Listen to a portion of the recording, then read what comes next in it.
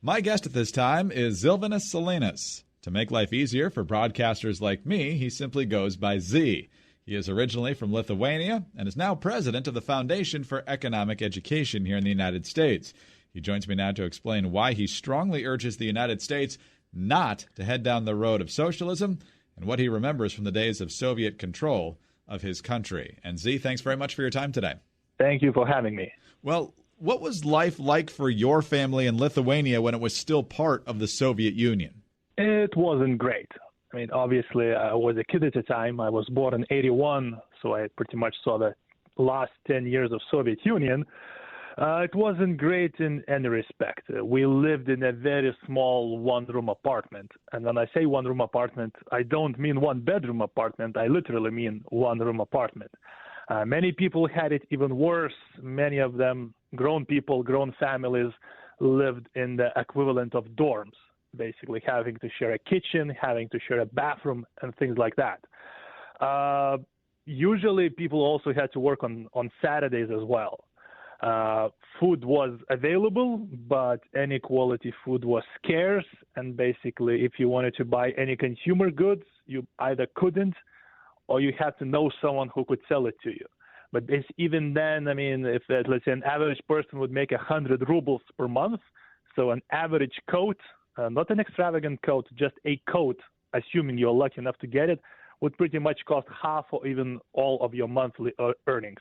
What did you and your family, I guess your parents at the time, since you were just a child, what did they say to you about why you were in that condition, you and your neighbors? Well, see, the big irony for the most part of Soviet Union, people did not know they were in these bad conditions because Soviet propaganda pretty much used to tell that everyone in Soviet Union lives great and that United States are suffering from a lot of problems, et cetera, et cetera. So that was a sort of, I'd say, probably for the first 30 or 40 years, that's what Soviet propaganda continued to say. Then, let's say, in the 80s, then it became impossible to claim that actually Soviets lived better than the Americans. The Soviets started this other type of propaganda thing, which continues even today. But, well, United States or people under capitalism might live better, but at least we're more spiritual, or our life is somehow different or non-materialistic. And this silly notion actually even continues today. If you look at what current Russian regime and the government is saying, they say, sure, Americans live sort of better on material side than Russians, but look at how more spiritual we are. So this is all the remnants of the sort of the Latin stages of Soviet Union. How would you compare the current Russian government to the old Soviet regime? Well, I think the best analogy is, so then remember in the 90s, then Soviet Union collapsed and basically Russia became, well, Federation of Russia, an independent country. The current leader, the then leader, Boris Yeltsin, he changed both the words to the national anthem and the tune of the national anthem. What Putin's government did, they brought back the old melody or the old tune of the Soviet anthem, just changed some of the words. So I think this is a perfect analogy. When did you come to the United States? Well, my first foray into the United States, I spent 4 years here from 2001 to 2005. I was studying in Connecticut, Westland, Connecticut. So that was my 4 years then. And now I just came, for fee to become a leader of Foundation for Economic Education exactly 2 months ago. What do you think of now when you hear politicians here urging more government control of education or healthcare or other sectors of our economy? Well, first of all, I think they're wrong. That's one. And second, I think they're being very insincere. I mean, they're selling government control as if that would solve issues. I mean, people always, first of all, government control doesn't work. Second, most of these politicians actually fail to tell people how much extra for them it would cost. I mean, if you compare how much a middle-income family, how much taxes they would have to pay for more, let's say for free or the so-called free education or free healthcare, your tax bill would go up by a factor of 2 or even 3. And even then, even those countries who supposedly have free education or free healthcare, it's not actually free. It's not actually free. You have to pay a lot from your tax in form of your taxes. And at the same time, when you go to get these services, you all of a sudden find out they're not free.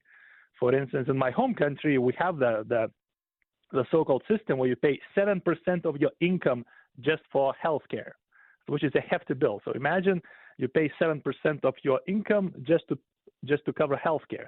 Once you get sick and you actually want to treat yourself, all of a sudden you find out, let's say, that the medicine that you get is only the cheapest one.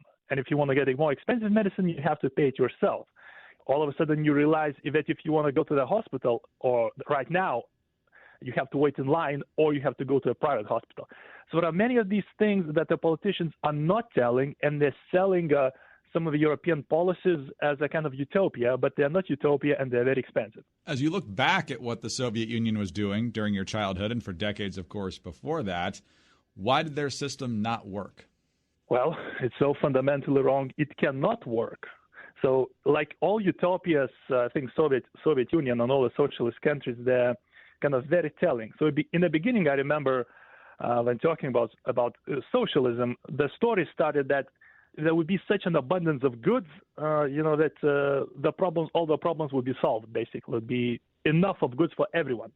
And later, when that became impossible to achieve, they said, well, perhaps the Soviet citizen will not want any goods. So they went from kind of providing goods for everyone to trying to change people so that they wouldn't want these goods. I mean, the system cannot work. If you look at how Soviet Union used to plan the economy, it's completely disregarding what people want. It's producing what the government thinks that people want. I think that's the fundamental problem. It's ignoring the people in the equation, and it's kind of ironic how the left today says that the government cares about the people, or that the socialist government cares about the people, when in fact it is exactly the opposite. Look at any indicator of any socialist country, that democracy, human rights, environment, anything, and all of these indicators, all socialist countries have dismal performance compared to capitalist ones. We're talking with Zilvanis Silenas, the president of the Foundation for Economic Education. And, sir, it was very interesting. A Yale Law School professor in recent days has created some controversy by tweeting out this. Her name is Emily Jane Odell, by the way. She says, every single person I have asked in Central Asia and Eastern Europe over the past decade and a half has said life was better under the Soviets 100%. So obviously we don't know who she's asking. But you obviously have been there very recently, and I'm sure you're in contact with folks in other parts of the former Soviet Empire. What's your reaction to her? That's completely not true. I mean, there are actual reports, and these polls are being done. So probably one of the few countries in which people think that life under Soviet Union was better, it's Russia. And only there, it's about 58% of people who think that. If you went to my home country of Lithuania, less than 30% of people think that. Now, obviously, there are people who think that life under Soviet Union was better, and people's opinions are people's opinions. But to claim that everyone or 100% of people in post-Soviet Union or even Eastern Europe wants the Soviet Union back, that's completely false. That's false from a factual point of view. There were many people in Soviet Union, or when Soviet Union was still around, who thought that life in Soviet Union is awful, right? But they couldn't leave, they couldn't post that, they couldn't even talk about it. So whenever people in democratic countries, whenever Westerners start talking about how great socialism is, or how everyone loves socialism, I mean, that kind of makes my blood boil, because they don't really know what they're talking about on one hand, and second, and even worse, they're spreading pretty much the propaganda of the current Russian regime. So these are the two things that really sort of make my blood boil. And I don't want to get into the details, but countless amount of people, even entire portions of countries in Soviet Union were repressed, deported, or larger parts of the population were simply shot.